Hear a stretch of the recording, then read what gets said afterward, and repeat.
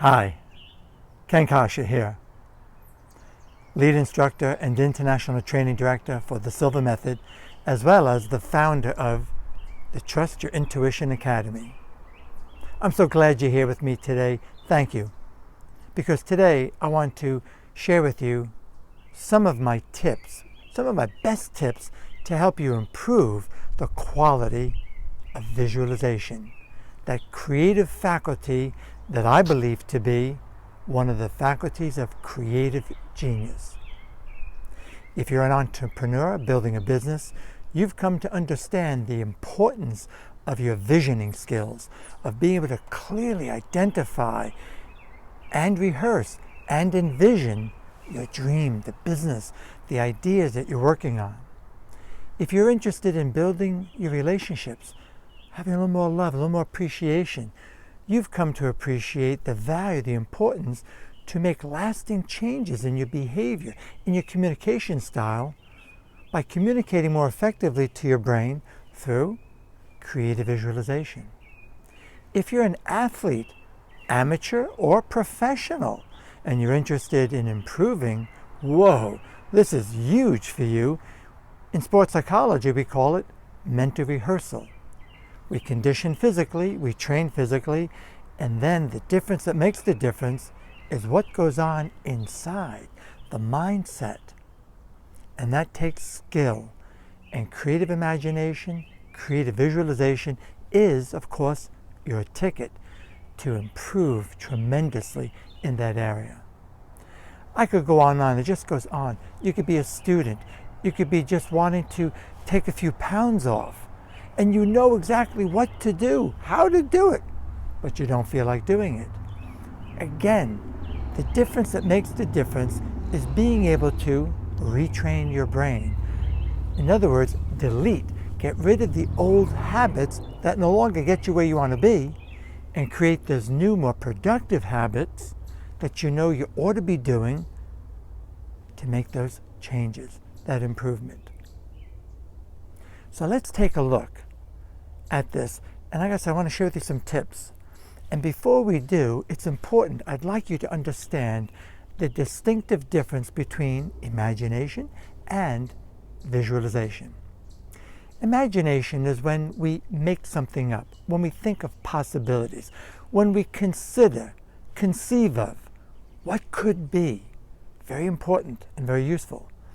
All innovations, breakthroughs in science, in medicine, in business, in communications, in the arts, in music, start with this: conceiving possibilities, being able to think out of the box. So we'll call it, it's like when you're making something up, meaning it hasn't happened yet. You have yet to accomplish it. It's something you want to happen, self-improvement, a change you want to make. Visualization is the skill, both of which come from the back part of the brain, which controls vision, eyesight, recognition of form. Visualization is remembering what you imagined.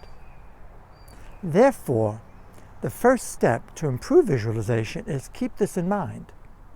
Things that you have already experienced, that you've already seen, are usually at first the easiest to visualize.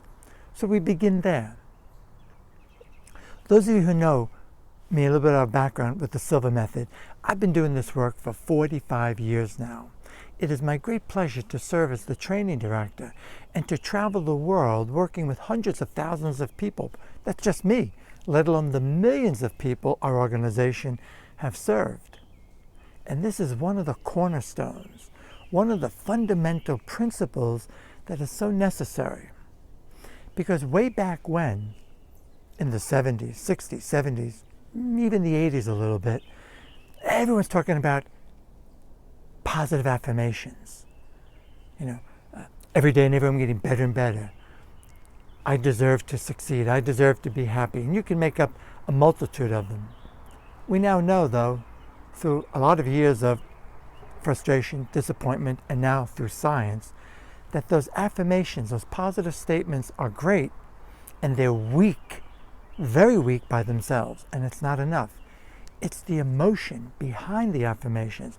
It's the feeling that juices us, that ensures us having the greatest impact to make lasting change in our behaviors and our actions, in how we feel about things in our lives.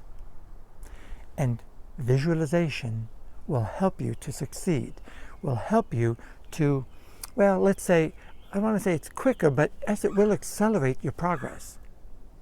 So understand the difference. Second thing I want you to understand is it's important that you embrace what is your dominant skill, what comes easiest for you. This is not something that you can force, because if you attempt to force it, it'll get worse. You'll just get intellectual, get into your logic, and it'll frustrate you and nothing will happen. For example, when I first took the Silva class back in '71, struggling student at Boston University, if anybody told me that I could get better grades and move from flunking out to straight A's, which is what happened to me using these skills, at first I would have said, whoa, are you kidding me or what? It was too much to even consider as a possibility. And here I am in the Silva class, told them close my eyes, relax, and we're practicing with the relaxation and focusing exercises, which we call dynamic meditation, which incorporates both active and passive skills of meditation. And here I am with my eyelids closed and asked to imagine I'm in a warm, relaxing place, like walking on the beach. And I close my eyes, and nothing, dark, blank, nada. In fact, I didn't feel anything, I didn't see anything. It was like the lights were out. How about you? You know, it's the most common questions in all these years of my experience now, living this, working with it personally, and helping others like you. It's the most common question. I can't visualize, Ken. How can I visualize better? I'm not making fun, because I was there too. At first, I felt very frustrated. I felt less than. I thought maybe I'm the first failure, because when I closed my eyes, there was nothing. And my instructor said to me, Ken, when you use these techniques to what we call reach your alpha level, your alpha and theta level, because we are also concerned about reaching these lower brainwave states, usually associated with sleep, and we do it with clarity, with conscious awareness. He said, just put all that aside. Tell yourself, bingo, I'm at my level. I'm there, whatever that means. And what he was basically telling me was, let go, detach from the worry, stop worrying, stop trying to be perfect, and honor who you are. And that's my advice to you too. Because let's look at communications. Communications 101. Objectively, physically, in our lives, basic communications teaches us that we each have a dominant communication style. In fact, if you're interested, if you're in sales, if you're a therapist, a coach, if you're a parent and you're concerned about connecting better with your children, if you're a friend or a lover and you want to connect better with those you care about, it's necessary that we understand their dominant communication style so that we can connect with them more effectively. So objectively speaking, some people are dominantly visual. You know, these are the people that you'll hear them speak and they'll say to you, I see what you mean. I see clearly how beautiful it is out here, green, beautiful spring day. While those who are more dominantly auditory, you'll hear them use expressions like, I hear you, man, loud and clear. It's as loud as those birds singing in the background. And then again, there are those who are more dominantly kinesthetic. So though there are five, the three most dominant communication styles are the visual, the auditory, and the kinesthetic. And the kinesthetics amongst us, myself included, dominantly kinesthetic, will say, you feel those vibes, you feel the energy, whoa, it just feels alive. These are the people walk into a room and say, you feel the energy in here? Whoa, what's going on? It just feels so alive. And sometimes it's not quite that, is it? You ever been to a party or a gathering of friends and it feels like it's dead? Whereas the people who are more visual will say, I don't see any vibes. What are you talking about? All three can be developed, and it's a skill set. And it can be when you're conscious of it, you're aware, and you have the right training and the right education to work with it. Well, interestingly enough, subjectively, from a non-physical point of view, in terms of nonverbal communication, while in meditation, while dreaming. When you're dreaming, you're having a lot of visual experiences, but you're not really seeing. Seeing is eyesight. It's seeing, like right now you're looking at the video and you're having an experience with your eyesight. You're watching this video. If you think of somebody who's not here, somebody you love, someone you enjoy, and they're not physically present with you, you're not seeing them. Seeing is eyesight. You got to change that misperception. You're sensing them, you're remembering them, you're thinking about them, and yes, you're getting a picture. For some of you, it's clear, it's vivid right there. For others, it's kind of faint, it's sort of there. You can't force it, but you can improve it, and that's where these tips will come in handy. If you were to study parapsychology, which is part of our research in the Silva Method, way back in 1944 when Mr. Silva started his research, and then in the 50s when he became aware of parapsychology, which is a branch of psychology, and studying the subjective faculties of imagination, visualization. When one is having a vision in their imagination, in their thoughts, and their visual images, it's called clairvoyance or clear vision. It comes from the French. It's not Hollywood, woo! It's clear vision. When one is having an auditory experience in their imagination as if they were hearing something, that's called clairaudience, clear hearing. And when one is feeling like a mother who's saying, I don't know, something's wrong, I just get the sense that, about their children, and there's nothing there physically, but they have this in their gut, that's called clairsensitivity or clairsentience, clear feeling. And you can refine this because it can be tricky. Admittedly, it can be very tricky. It's a skill set with the right training and the right practice. You can enhance it so that you can distinguish between what are you afraid might happen, what are you worrying about, which is not clear, accurate thinking, and what is a true bona fide intuitive insight, a sense that you can trust and rely, which is another topic, and another video will cover that for you. But right now, we want to look at this skill, how to cultivate creative imagination and creative visualization, which I believe to be faculties of creative genius. Innovations start here. Ideas, songwriters, artists. Watch these people think. They get into a state and they'll imagine possibilities. So the first step, to improve visualization, you want to use your imagination. However, several things you can do. Do things, remember things that you've experienced already. For example, you can look at a beautiful environment, the trees, what you see back here in my backyard. Or you can look at a car, your car. Study the colors, study the interior. Then walk away from it, close your eyes, and remember what you saw with as much vivid detail as you can. You can do it eyes open, eyes closed. Usually, however, when we do it with our eyelids closed, we're less distracted by sight, by the environment, because sight is the most active of our physical senses. It's approximated that about 86% of input through our perceptions that come in from the environment are through sight. That's a big percentage. And that's why prayer, meditation, contemplation, hypnosis, the Silva Method, and the list goes on, the most effective strategy to empower ourselves to get into that inner state, to take charge and command of your life from the inside out, is by closing your eyelids. Nature. Automatically, because of association with that, we go to sleep every night with what? Our eyelids closed.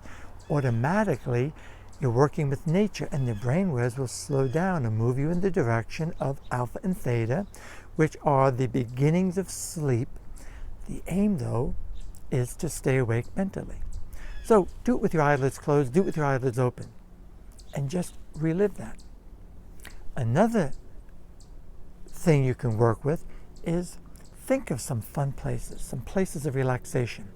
In the Silva program, in our core foundation program, the program that is the granddaddy of them all, frankly, that started back in 1966, that's the most copied, most imitated, one of the cornerstones in our proprietary technology that we teach you in the 4 days of life and intuition system, what we used to call way back when the basic lecture series, is a relaxation and focusing exercise.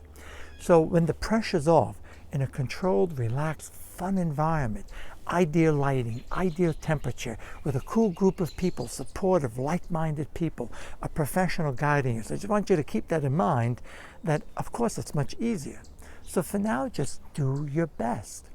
And one of the things we talk about is what we call the ideal place of relaxation. And that is initially a place where you've actually been that calms you.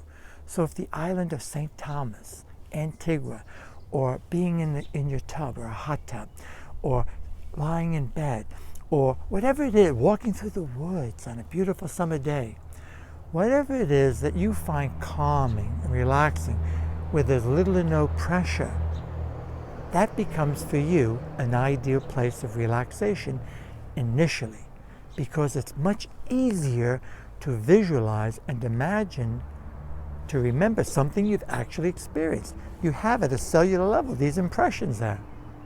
So it helps build confidence, which is another topic of another video coming up. So start with that. So with your eyelids closed, a few slow deep breaths, and think of that ideal place as if you are there. So what would you see? What would you hear? Now remember, your visualization may not be so clear at first, so just do your best. What would you see? If you're walking on the beach, how does it feel walking on the beach? The sand between your toes, the seagulls in the background, the people maybe in the background, or the quiet, or the surf coming in. Or you're walking through the woods and you hear birds in the distance. You see the trees beginning to blossom, the leaves bursting out. Whatever it is, as if you are there. What would you hear? How would you feel walking there? What would you see? So play that. This is the way to cultivate creative imagination and visualization. It's interesting, if you know music, Paul McCartney wrote the song Yesterday. I'm told the story behind that was he was inspired through a dream. If you look at some of the great scientists, medical breakthroughs, August Kekuli, the theory of the benzene ring, he had some creative imagination. He imagined a snake chasing its tail, but the snake looked like a fluorescent light bulb. And that sparked the idea of the benzene ring, which then became accepted as fact. Niels Bohr, the theory of the atomic structure. If you study Steve Jobs, some of the brilliant people of the present, some of the entrepreneurs building multi-billion-dollar businesses like Airbnb, and some of the cool apps out there, and Uber, I went blank for a second, sorry. It began with an idea, a thought, and you're no different. It begins with a thought. And then, of course, there's a lot of work and a lot of effort. So what we're talking about right here now is cultivating first that thought, because those thoughts influence your feelings, your emotions, which cause the brain to release all the neurochemicals that change our what? Chemistry, our physiology, which affect our performance and how we feel, what we say, how we say it, how we perform, whether we make that difference or not, all of which impacts what? The results. So this is really key, guys. This is huge for you. So work with those ideal places of relaxation, and better to do one at a time. Not be all over the place, because you're all over the place, you're going to get anxious, and that means your mind is restless. Be patient. It takes time, and you can do it. And not really a lot. Even as little as 5 minutes a day, once, twice a day. You're on hold waiting, for customer service or whoever you're waiting on hold for. Close your eyes and think of that ideal place. It'll help you stay focused, stay calm. Another thing you can do is you can work with what in psychology we call mnemonic devices. In fact, neuroscience through thousands of brain scans, has demonstrated that one of the things that is essential, helpful to develop neuroplasticity, meaning the brain's ability to bounce back, to be resilient, to be tolerant, is working. One of the exercises is mnemonic devices, playing with association. It's also called neuroassociative conditioning. We all have associative memories from the past with people we care about, people we don't care so much about, people who we are challenged by, and people, of course, whom we love. If you want to take command of your life from the inside out, it is necessary that you, that I, that we take command of that we develop the skill set so that we make the lasting change within. If you're doing it intellectually, if you're just reading books, if you're just attending the scores of personal development programs and wondering why nothing's changed, and you've invested tens of thousands of dollars and hundreds of hours and it's still the same old, if that's you, it's because you have not integrated it. You have not made it a part of you. So it's necessary to cultivate creative imagination and visualization so that you can imagine the possibilities. And here's one more tip. I call it future self. Years ago, I developed a dynamic meditation that I've taken around the world in my mastery system experience, that I travel the world through the Silva audience with others, called future self. And that is in a quiet, relaxed state. Once you're there quietly and relaxed, think of possibilities. Imagine you, your ideal self. Imagine you achieving those results. Imagine you, and avoid getting caught up initially with how you're going to get there. It's necessary to have a plan. It's necessary to have tactics. It's necessary to work on them, of course. In order, though, to tolerate the changes, in order to do what it's going to take, in order to break through procrastination, which is a result of lack of confidence, in order to overcome procrastination, which will cause us to get demotivated and give up prematurely, it begins with being able to even conceive of the possibilities of being better, of being wiser, of being richer, of building a bigger business, of having more love in your life, of connecting more effectively with your clients. So this is what I call future self. You're sitting in a quiet state where you're going to be uninterrupted, and do this anywhere from 5 to 15 minutes, a little bit of relaxation, a little bit of breathing, and imagine the possibilities. Think of you in your ideal state, the way you'd like to be. Have fun. I hope this helps. And there's more. I just wanted to be as brief as possible, cut to the chase, practice with it. If you're resonating with this and you'd like more, I invite you. I'd love to guide you through the Silva 4-day immersion experience of life and intuition system. It is our cornerstone. It is the foundation. It's a blast. We're all over the world, and it would be my pleasure. I'm in Boston regularly. I'm in Chicago area, and here in Connecticut, where I make my home. I'd be honored to help you with that. Just look below. There's some links. You can get more information. My website is Silva Method of Connecticut. Check us out. There's a lot of on my YouTube channel, and I'm creating more and more of these videos, tutorials that I hope will help you, get you started. And remember, you are far more than what you appear to be. In fact, you are better, wiser. Keep that in mind. This is Ken Coscia.